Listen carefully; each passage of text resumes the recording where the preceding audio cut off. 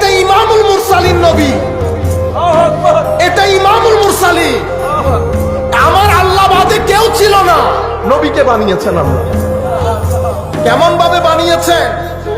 একজন ব্যক্তিকে আপনি 4 ডাইমেনশন দিয়ে চিনতে পারবেন: আকওয়াল, আফআল, আখলাক, আহওয়াল। ব্যক্তির কথা, ব্যক্তির কর্ম, ব্যক্তির চরিত্র, ব্যক্তির ভিতরের সৌন্দর্য। তো এই 4 গেট, যেই কোনো গেট দিয়ে আপনি ঢুকবেন, আপনি এই গেটে ঢুকে আপনি আমার নবীর ব্যাপারে মুহাম্মদ প্রশংসা না করে পারবেন না।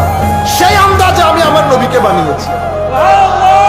নামও আমার আল্লাহ ঠিক করছেন, আপনি ঠিক করছেন। মুহাম্মদ প্রশংসিত, যার প্রশংসা বারবার করা হয়।